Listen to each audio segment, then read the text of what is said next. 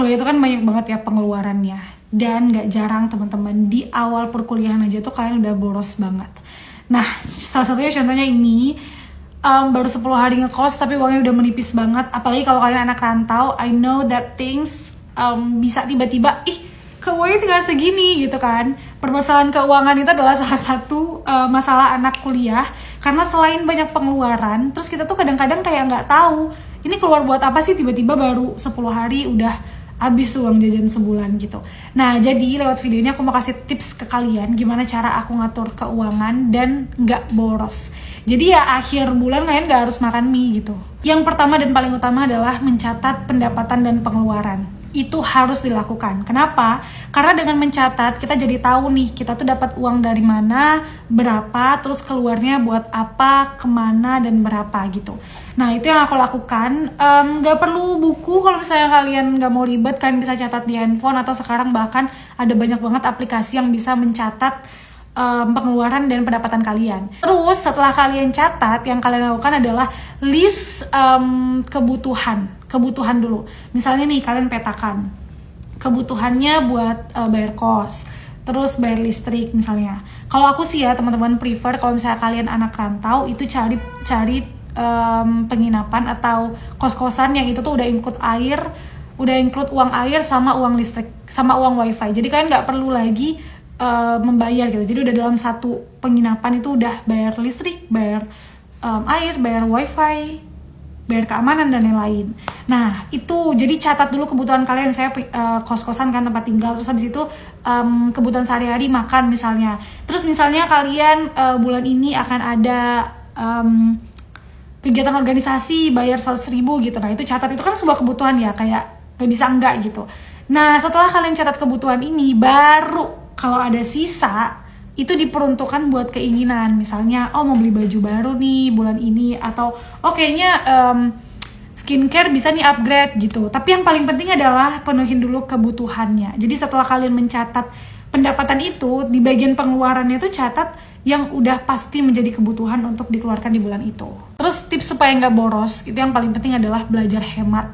Hematnya itu dari barang-barang yang bisa kalian kontrol. Contohnya apa? Misalnya kayak transportasi.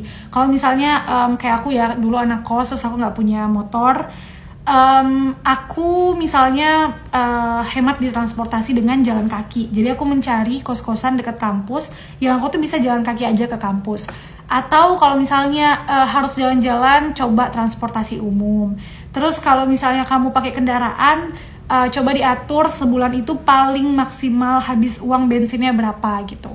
Terus yang kedua juga bisa diatur tuh makanan, teman-teman. Kalau misalnya kalian anak kos, lagi-lagi kan anak kos ya biasanya yang banyak pengeluaran ini. Kalau makanan itu kan bisa dimasak gitu, nggak selalu selamanya kalian harus beli.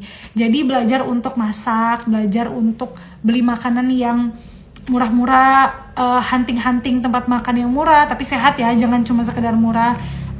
Keliling-keliling gitu cari tempat makan yang murah, atau misalnya kumpulin voucher, cari tahu tentang promo-promo ojek online gitu, yang kayak gitu-gitu. Terus juga bisa yang diatur itu adalah outfit.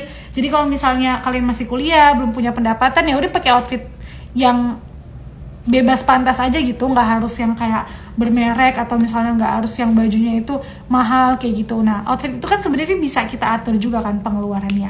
Terus cara yang aku pakai juga supaya nggak boros adalah cari harga termurah untuk membeli sesuatu.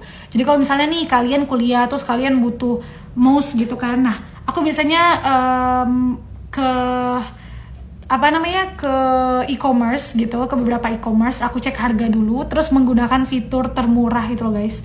Termurah itu kan ada kan diurutin harganya dari yang termurah ke termahal, tapi jangan cuma lihat murahnya, kalian lihat juga bintang-bintangnya, review-reviewnya gitu. Karena selalu ada kesempatan untuk kalau misalnya kalian emang pengen hemat, itu tuh selalu ada 1001 cara. Salah satunya adalah dengan mencari harga termurah itu tadi gitu. Tips terakhir supaya nggak boros yang biasa aku lakukan adalah memberikan kontrol terhadap pengeluaran aku. Jadi kalau misalnya gini, aku udah tahu nih minggu depan aku akan hangout sama teman-teman, mau nonton, misalnya nonton plus makan, mungkin ya kurang lebih 50-100 ribu. Nah, karena udah tahu nih 50-100 ribu akan dikeluarkan di minggu depan, jadi minggu ini aku harus hemat-hemat dulu gitu. Jadi kayak tadi balik lagi sih di awal, kalau misalkan udah mencatat kan, kalian tuh akan ngapain aja di bulan itu. Kalian tahu minggu depan mungkin akan banyak pengeluaran, ya minggu ini berarti kalian hemat, makannya dimasak, jalan kaki gitu misalnya. Atau kalau misalnya jajan ya yang murah-murah, atau nggak sama sekali jajan, bawa bekal dari rumah kayak gitu. Yang kayak gitu-gitulah. Jadi intinya adalah kontrol diri supaya kalian bisa mengontrol keuangan kalian.